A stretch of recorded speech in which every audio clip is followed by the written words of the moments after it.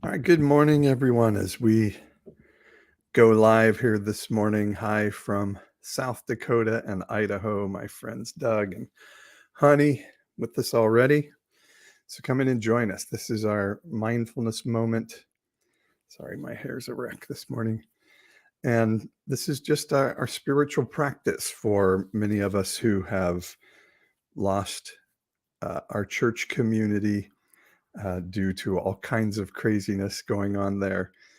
We can come together and join our spirits together and enjoy some time connecting to heaven. Let me put our music on in the background. Yeah, I missed you Friday too, Doug. Sometimes schedules get crazy. So I'd love to know where you're joining from this morning, and we will have our mindfulness practice this morning, and then I'll be glad to have a conversation for a bit and answer questions. And our mindfulness practice takes 25, 30 minutes. And my mindfulness practice starts with that nectar of the gods of coffee. Peg is with us from Boise, Idaho, not Boise, Boise. Carrie from Kansas. Good morning, guys. On YouTube and Facebook. Cecile from Michigan. Hi, Dawn on TikTok. Good to see you guys this morning. What a joy and a pleasure. Yay for coffee, says Peg. I agree. Coffee is the greatest. And for my practice, again, we'll do our mindfulness time for about 25, 30 minutes here. And then I'll be glad to have a conversation and answer questions. So I like to have incense to give me an aroma. Good morning, Rosie. Hi, my friend. So glad you're here. Scott is with us. Let me know where you guys are joining from. My name is Paul. I'm in Fresno, California. Marlene with us from Atlanta on YouTube. Susie from Facebook is joining us from Pennsylvania. What is that? LNR from West Virginia on TikTok. Zach is with us on TikTok. Good morning. Good to see you all. Scott from Gastonia, North Carolina. All right. So I love incense with my mindfulness practice because although I'm a little stuffed up today, as you can hear, but just the feeling that aroma just gives me a sense of the presence of heaven. Samantha's with us from South Africa. What an honor to be with somebody from South Africa today. Thank you for being here. She says, good afternoon. Good morning from Kentucky. Good morning from Las Vegas. All right, on TikTok. So much fun.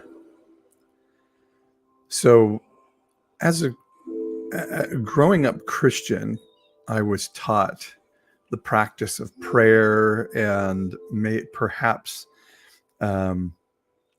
intercessory prayer or having a quiet time, which would involve reading the Bible or something. And I've learned that that was somewhat confining and constraining as a practice because it always involved the elevation of a being that appeared as a patriarchal man sitting on a throne, which was, of course, how ancient Bedouin Hebrew farmers would have written about God, because that was the only authority they knew at the time.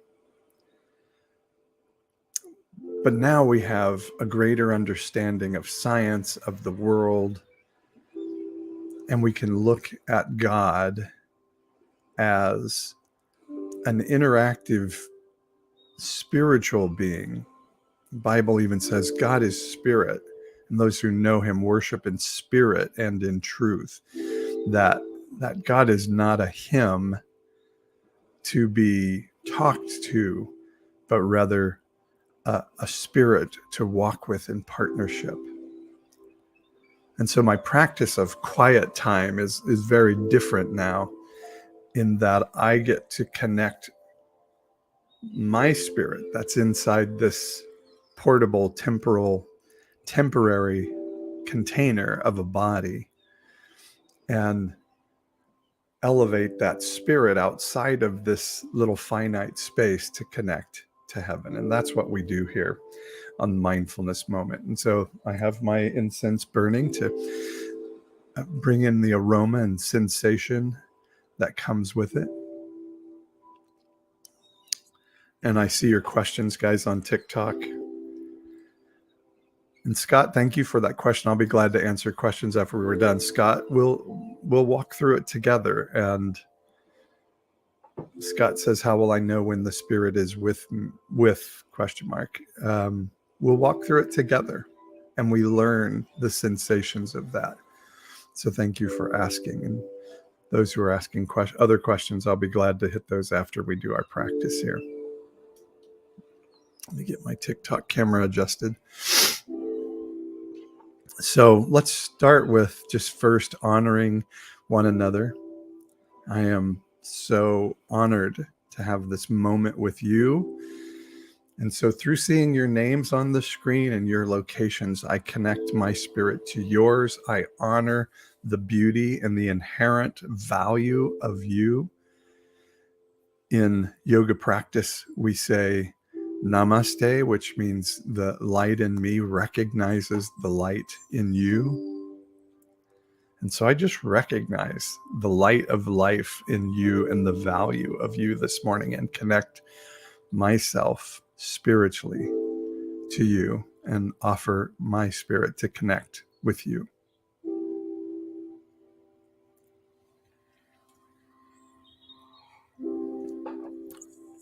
And I hope you can have a sense of what it feels like to have our spirits corporately connected so that then we can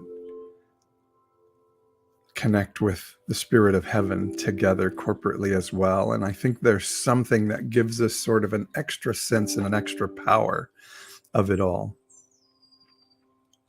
when we corporately join our spirits with the spirit of heaven. So just get a sense of us being connected right now, of your spirit being able to connect outside of your body. We see this all through the Bible, of bearing one another's burdens, of forgiving one another's sins. Thank you, Hani, for the namaste. This is not a non-biblical, extra-biblical process we're talking about. This is Jesus with loud wails and cries, it says, cried out to the one who could save him from death. Hi, Nick. Good morning from Marysville, California.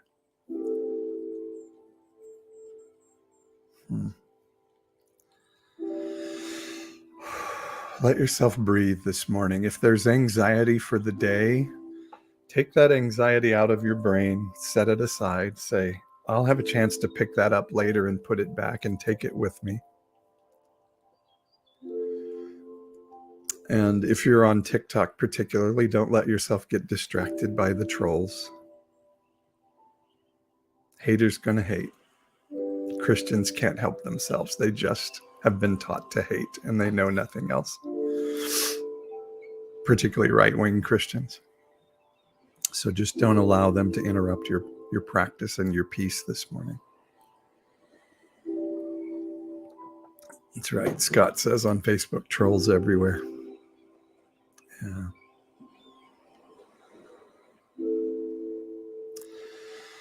So allow yourself to breathe. Feel yourself being supported by your chair. I see that, Don. Yeah, just ignore them. They are of no consequence. They are fleas on a dog.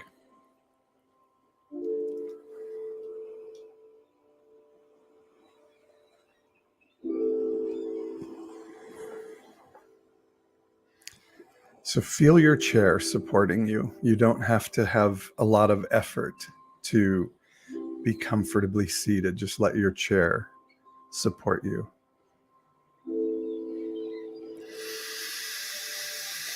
Take in the breath. Let your body start to relax. So I like to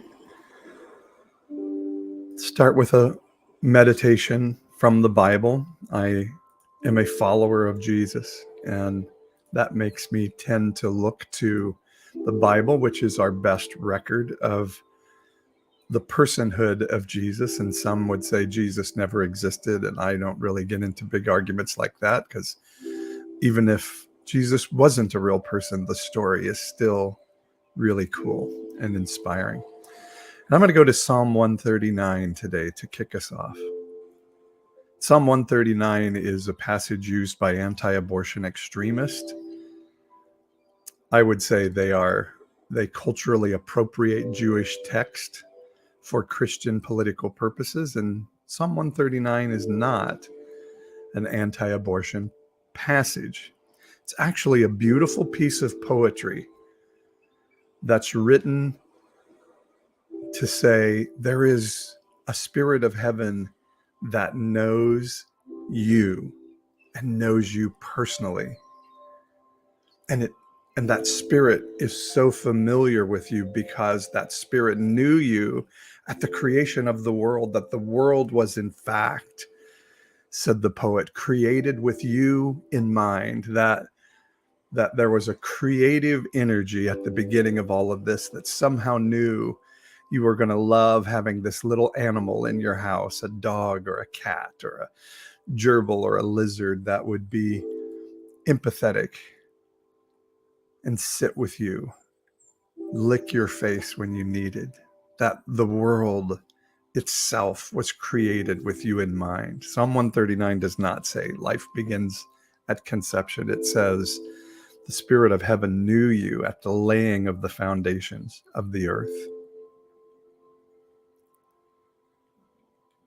And it's beautiful. So let me read it, and just that idea that it's an anti-abortion passage. The writer of Psalms would have not been an anti-abortionist because Jewish law didn't provide for that. So just know, Brene Brown says our deepest need as a human being is to be known. And our deepest fear is that we'll be known and not liked, so we hide. Psalm 139 says, oh, you've been known since the creation, since even the thinking about the creation of the world by the Spirit of heaven. So Psalm 139 says, a psalm of David, O Lord, you have searched me and known me. You know me when I sit down. Sorry, I got to look around my camera. And when I rise up, you discern my thoughts from afar. You search out my path and my lying down and are acquainted with my ways. Even before a word is on my tongue, behold, O Lord, you know it altogether. You hem me in behind and before and lay your hand upon me. Such knowledge is too wonderful for me. It is high. I cannot attain it. Where shall I go from your spirit? Or where shall I flee from your presence? If I ascend to heaven, you are there. If I make my bed in Sheol, you are there. Note that the psalmist even says, God will go to the resting place of the dead to find you. The spirit of heaven even isn't disacquainted from you in Sheol. That's not hell, by the way. That's not a fiery place. That's a holding place of the dead. And even there, the presence of heaven is available. If I take the wings, if I take the wings of the morning and dwell in the uttermost parts of the sea, even there your hand shall lead me and your right hand shall hold me. And if I say, surely the darkness shall cover me and the light about me be night, even the darkness is not dark to you. The night is bright as the day, for darkness is as light with you. So anybody who would tell you God will turn if that's your language, the spirit of heaven will turn its back on you if you sin, this poem is saying, bullshit. That's not who the true spirit of heaven is. It says, even in the darkness, if I go down to Sheol, the light of heaven will shine there as bright as the dawn. That means no more shame. There is no shame in the relationship between humanity and heaven. Hi, Jamie. For you formed my inward parts. You knitted me together in my mother's womb. And that's the part anti-abortionist will use, ignoring the rest of the passage. I praise you, for I am fearfully and wonderfully made. Did you know that, like, your psyche is amazing? You are a fearfully and wonderfully made creature. Wonderful are your works. My soul knows it well. My frame was not hidden from you when I was being made in secret, intricately woven in the depths of the earth. And that's where the anti-abortion argument of this passage breaks down. The depths of the earth talks of the laying of the foundations of the earth. It is creation. It's not knitting in the womb. That is the point here. It is knitting in the womb is just another step on the passage of being known from heaven, from which you've been known since before creation, since even the thought of the earth being created is what the poem is saying. My frame was not hidden from you when I was being made in secret, intricately woven, not in the womb, but in the depths of the earth. Your eyes saw my unformed substance. In your book were written, every one of them, the days that were formed for me, when as yet there was none of them. So again, see, it's saying you were known before you even existed. You were known before you were alive. This is not an anti-abortion passage. This is a, you are known by the Spirit of heaven, and that Spirit thinks you're amazing. How precious to me are your thoughts, O God. How vast is the sum of them. If I would count them, they are more than the sands of the seashore. I awake, and I am still with you. We'll just stop there, and you can read the rest of the passage sometime yourself.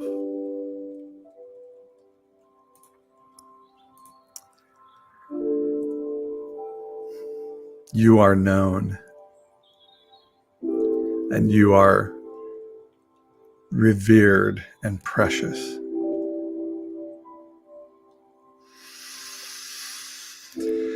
Breathe in that sensation as we prepare to go inside spiritually and connect with heaven.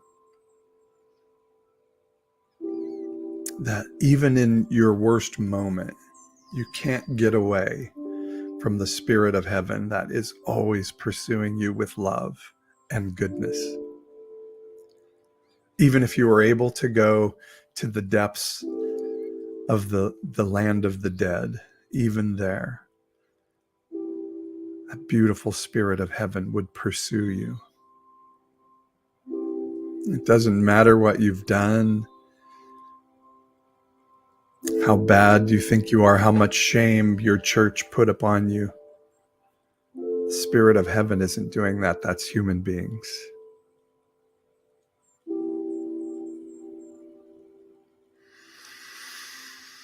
So I just want you to start to sense yourself as your spirit, and let your spirit go.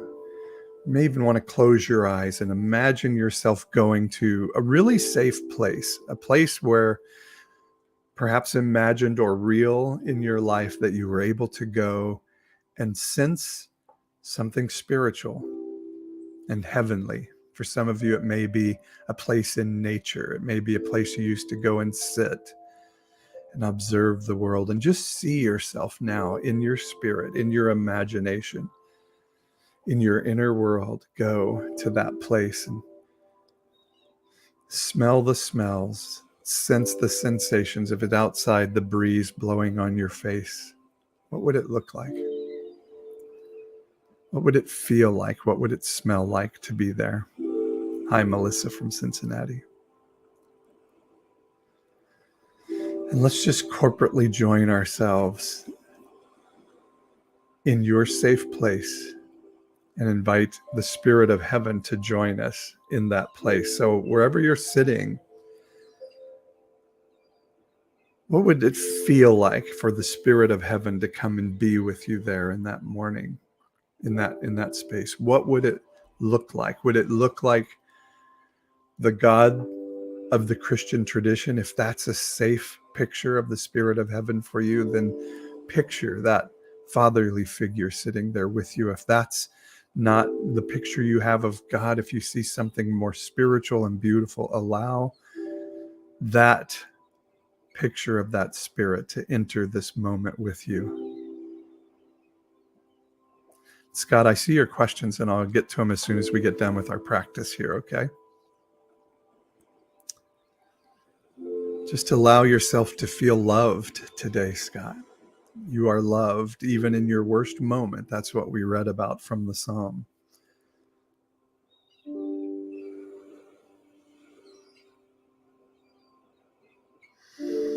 So sense the spirit of heaven with you right now. Look at that presence if it is personified. Sense it if it is just spiritually with you. What does it feel like to be in the presence of the spirit of heaven for you?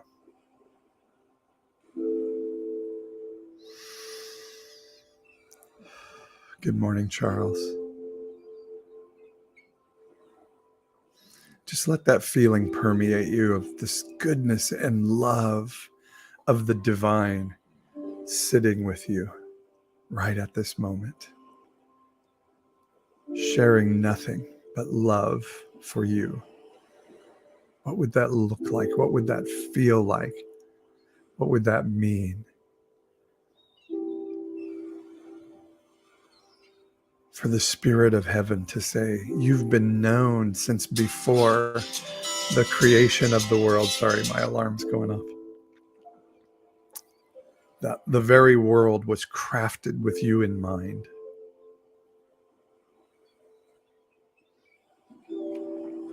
Penguins were created so that you would laugh. Platypi were created so you would go, what the hell was God thinking? Bees were created so that you would say, wow, what a marvel.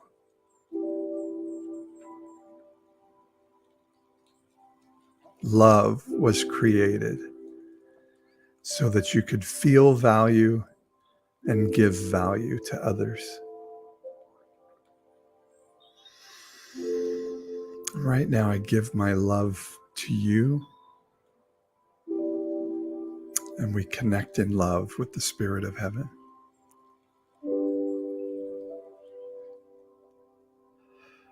Just bask in that presence for this moment.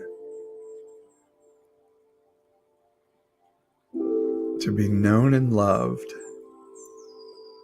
not judged by God.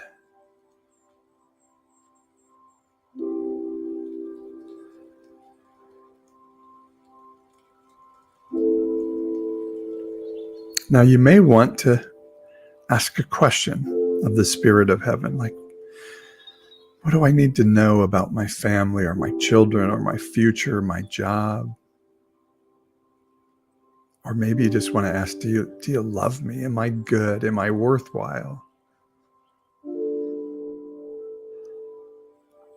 Just ask that question of the spirit of heaven right now, and then just sit quietly for a moment and listen to what reverberates in your spirit.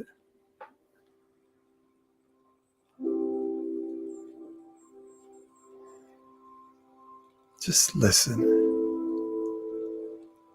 There's going to be time for the anxiety of the day in just a few moments. But right now, just sit with the spirit of heaven and listen.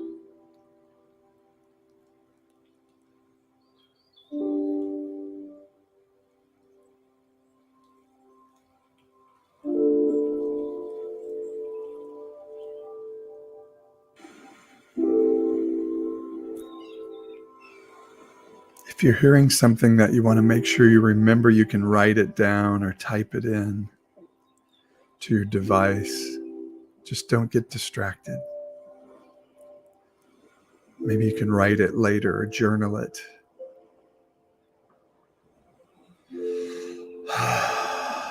Feel that love. You are loved beyond belief. You couldn't possibly be loved more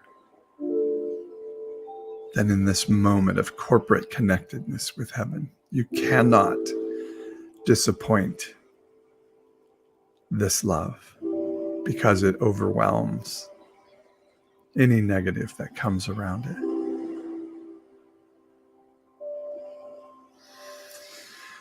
All right, so now let's turn our hearts to gratefulness. Let the Spirit of Heaven know how grateful you are. We're so grateful, Heaven, for you joining us today. Release that Spirit back to Heaven. Maybe start to open your eyes and move around a little bit.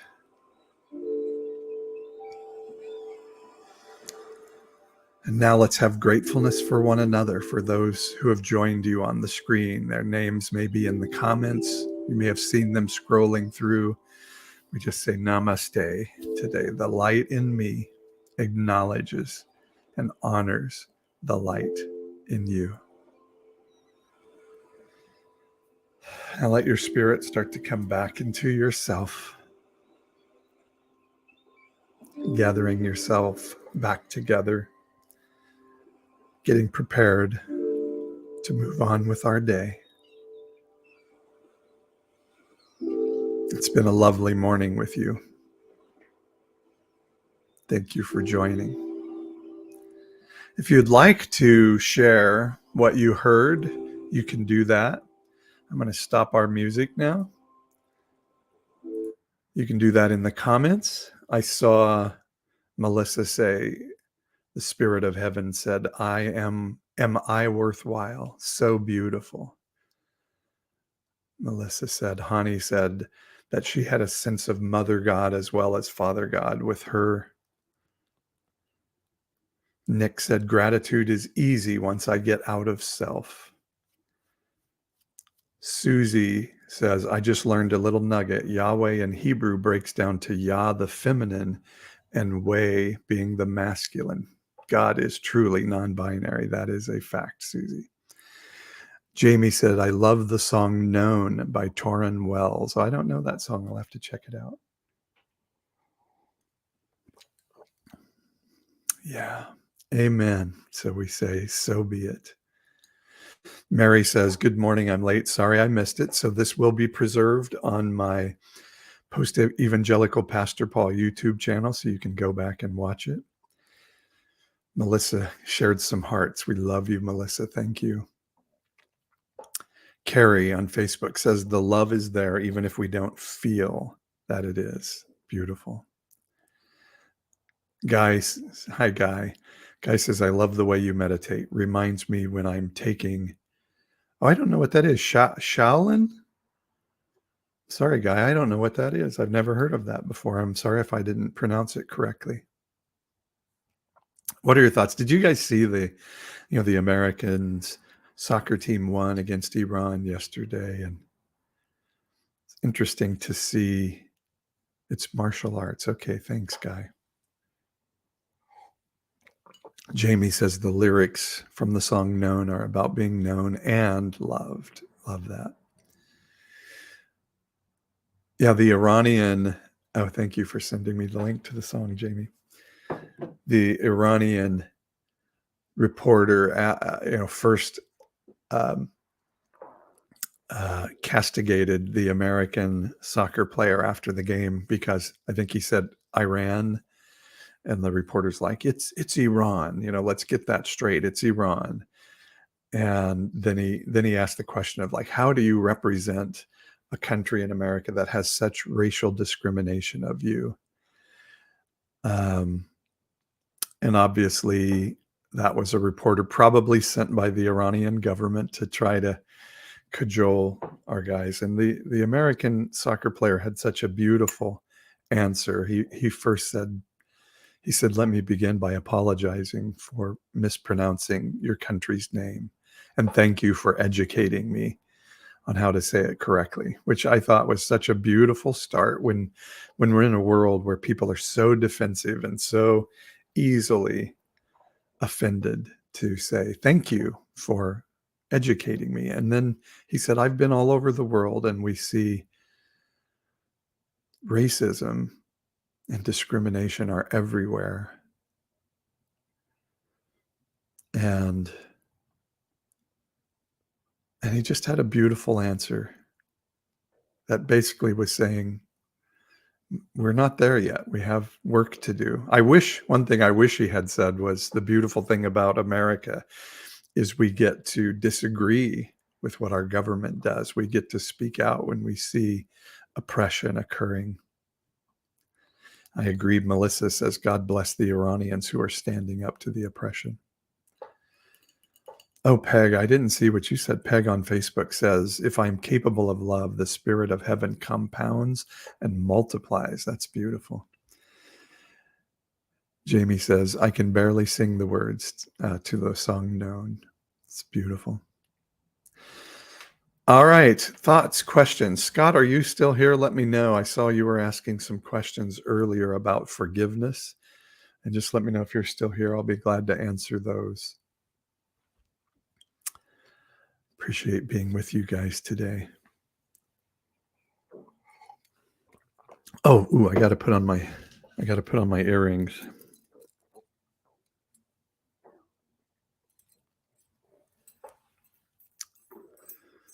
Today. How's that? There we go. I agree, Melissa. God bless the Iranians who are standing up to oppression. Yeah, Jamie.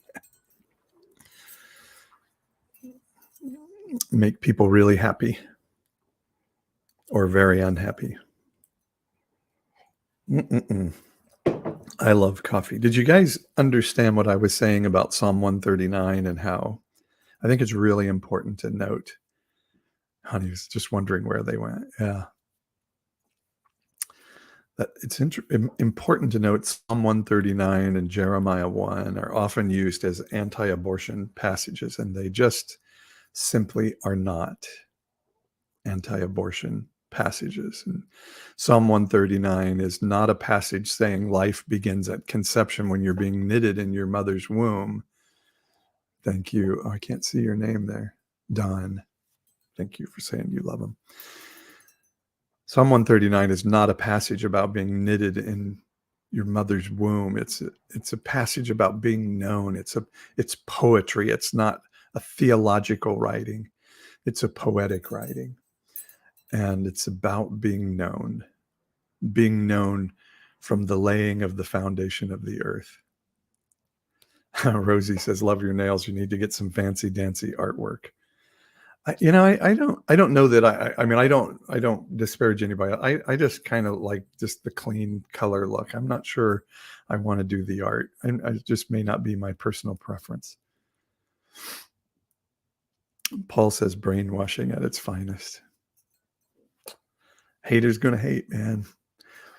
I posted a meme last night that said, when your identity is built around inclusion in an exclusive religious club, then defending the narrative of that echo chamber becomes more important than people.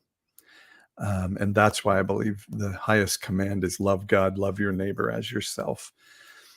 If you're struggling between, should I follow my indoctrinated theology or should I love people? I don't think there's any question to what the answer to that is. A guy says, God gave us free will. Religion wants to strip it away. Ooh, well said. So what questions, thoughts? What did you hear from heaven today in our mindfulness time? We have a few more minutes to sit together here today.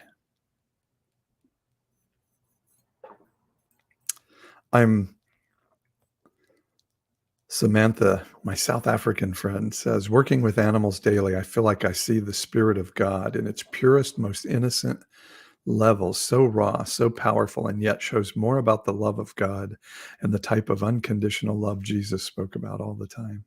Beautiful.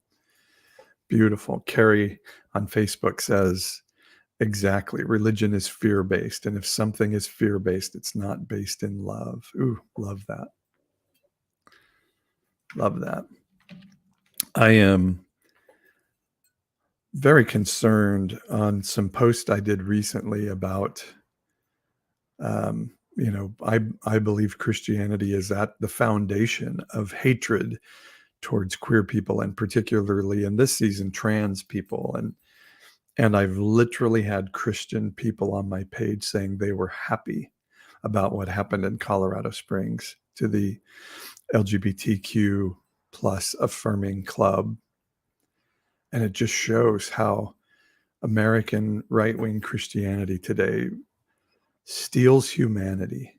It hardens hearts and takes away humanness and love for humanity. And it makes people dangerous. Hani says, it's so freeing that God loves us exactly as we are made and in all of our personal quirks, and that spirit longs to remain with each one of us individually. Oh, I love that, Hani. Peg says, it's like the words in the Psalms want us to envision our connectedness to the Spirit. Ooh, well said. Love it. And isn't that what art does? Isn't that what poetry does? That's why I think it's important that we say a poem is art describing something indescribable. It's not a theological tome. It's to bring us to an emotional connection to an idea rather than a theology to be broken down. Scott says, and I thought my thoughts were evil. No, that's a bad theology. That's taking a few passages from the Bible and saying, see, God thinks I'm dirt. God thinks I'm an original sinner. God thinks I'm depraved flesh. And that's not actually what the whole of the Bible says. It says you're fearfully and wonderfully made, capable of amazing goodness in partnership with heaven. We're not horrible creatures. We have been made horrible by the shame and by the trauma of life. We've been made to think horrible things and do horrible things at times, like people that would celebrate a shooting in a queer club. But we are not inherently evil people, and we can, the Bible says we can be transformed by the ongoing renewing of our mind so that we can know what is good and right and the will of God. Religion takes away your ability to know what is good and right in a season. Scott asked suicide. Like, here's the way I look at it, and I've been doing therapy for myself for quite some time. And even the parts of you that may say do self-harm, embrace those parts and say, I'm so grateful you're trying to come up with a solution. Because what suicide is a part of us that's saying, wow, the world is so unjust and there's so little justice available for me. Maybe the only control we have of our world is the ability to end our own life. And what if we embrace that part and say, thank you for bringing a solution to the table. You're right. There is injustice in the world.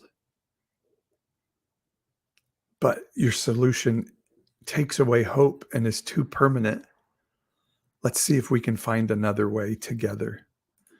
So even a self-harming part isn't evil. It's just beaten down and tired and saying, hey, let's just end this thing. For those of you on YouTube and Facebook, by the way, you can see QR codes that can take you to my website or my Venmo if you want to, if you can and are able to help financially subscribe on my website, subscribe to my Update You newsletter. You'll get my Inspire You daily, not daily, almost daily emails and good stuff. So I would appreciate if you go to my website, pastor-paul.com. For those of you on TikTok, it's linked in the link tree in the bio. Just see if you can help support and grow my work. I'd appreciate it. So, Scott, I hope you can hear that. Your thoughts are not evil. sometimes evil thoughts come because we've been shamed or beaten down by life. And sometimes evil thoughts come because we kind of give ourselves over to them, and we can see Christians who give themselves over to darkness and then are able to have very dark things come out of their heart.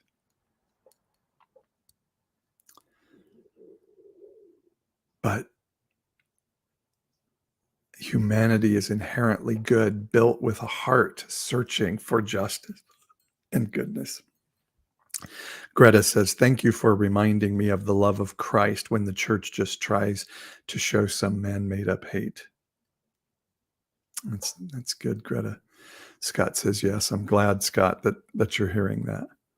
Hani says, "I had a son and grandson no longer with us who could not live with the injustice and hatred in the world." So sorry, Hani. But the beautiful thing is, yeah, I think even then we're just grabbed up in a hug when people make that choice. Scott says, "Thank you for showing compassion." You're welcome, Scott. You are worthy of compassion. Melissa says, "Scott, I'm sending light and love your way."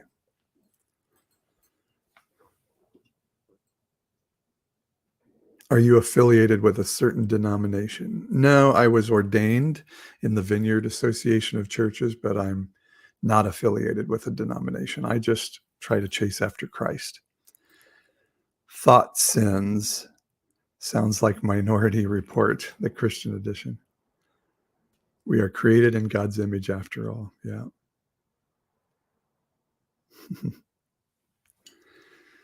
Thank you, Charles, for plugging my book there. Paul, I missed your live. How have you been? Sethi, good to see you. I'm good. You can go back and see them on YouTube. They're there, and reach out to me through my website. Peg says, "Supporting your work is part of bringing light and truth to others." Oh, thank you, Peg. Carrie says, "I'm so sorry." It's to Scott Price. We love you, Scott. Charles says, "Sending love and light from a is that Celtic or Celtic witch? I never know which to say." Sethi, good to see you too. What does that say? Author A. Wood? Sorry, I don't know if I didn't pronounce that correctly. All right, I've just got a few more minutes. Any other questions or thoughts? I'd be glad to answer before I go. And again, pastor-paul.com is the website. Let me tell you while I'm waiting to see your questions.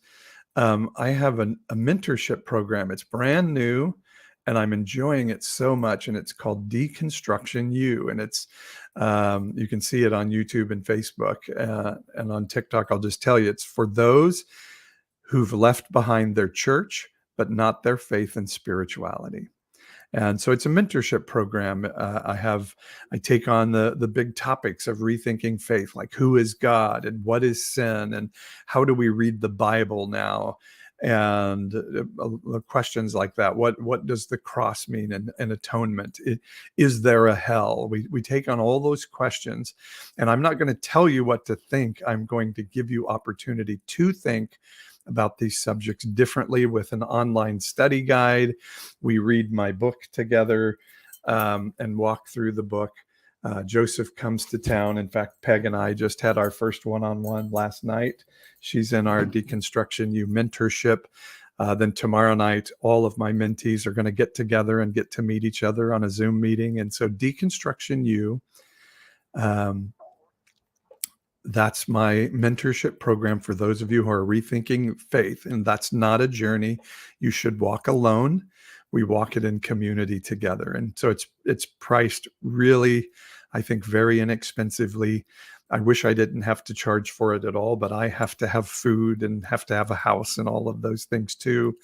And I'm trying to do this in a way that's helpful to people while still being able to make a living. And let me tell you how this works, because a lot of people ask me about the money aspect of this thing, and I get it that many um, pastors, church leaders, ministry leaders have abused money, and so it makes everybody very wary. And I totally get that.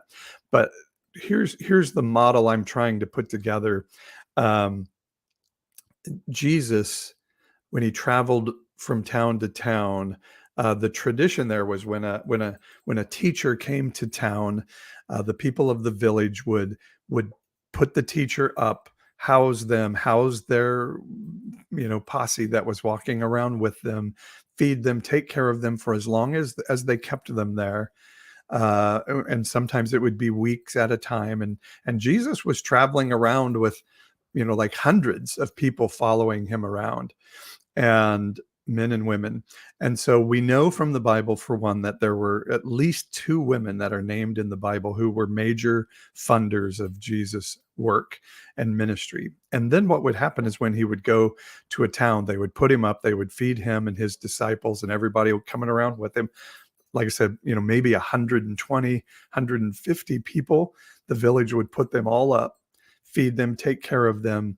And then as they were leaving town, they would give them food and money and whatever provisions were needed to help them go to their next destination. So we're often thinking about Jesus as being destitute. And I guarantee you Jesus wasn't wealthy, but the teachers were the wealthy people of that culture. And one thing we know is that Judas was stealing from the money purse of the disciples. And so, like, I tend to say, if you have two coins in the money purse and somebody steals one of them, you're going to know that that's missing. And Judas was able to steal from the money purse without them knowing. So they had enough coins in the purse that it could be stolen from without it being noticed. So Jesus was not destitute when he said, the Son of Man doesn't have a place to lay his head. What he was saying is he had left his inheritance behind. He didn't have a home to go back to. So I want to, hopefully I can put your heart at peace that me asking for money isn't sort of a prosperity gospel, Kenneth Copeland kind of thing.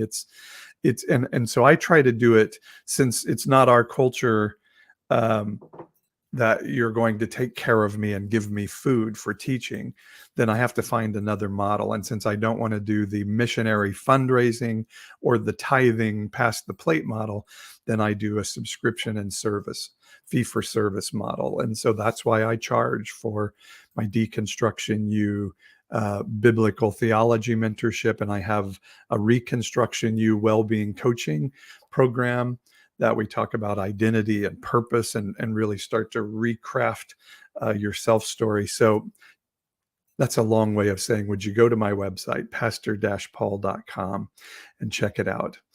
Good to see you today, Charles. Have a great day. And whatever looks prosperous and helpful to you there, please jump in, because it's what will help me to live. Hani says, thank you. Oh, Charles did tell me that it's Celtic witch. The C sounds like a K. Okay, Celtic witch. So why do they call them the Boston Celtics? Should they be the Boston Celtics, the basketball team from Boston? Hani says, thank you for bringing global community to so many of us. You're so welcome, Hani. It's beautiful. Peg says, I would rather support you than a church that won't give to help. My previous church put our excess into CDs at the bank rather than support the impoverished. Woof. Scott says, my story about Jesus sounds like socialism. Haha. Very cool. All right. Well, I love being with you guys every day. I better get running and get on with my day. Again, if you joined late and you want to go back and see our meditation, or you want to have a guided meditation anytime during the week, this remains on my YouTube channel, Post Evangelical Pastor Paul, and you could go back and watch it anytime. It would be helpful. So love being with you guys. Again, go to the website, pastor-paul.com. Check out all the cool stuff there. And if you can help financially, it would mean so much to me and help me continue to do all this free content that I do and bring it to many people and be able to live and eat and have my being. So thank you. Scott, thank you for the blessings. So happy you were here with us, and thank you for sharing what was going on inside of you and for hearing us share love with you. Honey, love to you as well. Thank you all. Have a beautiful, beautiful day. All right, TikTok, we'll see you guys later. And YouTube and Facebook, you guys have an amazing, amazing day. Bye bye.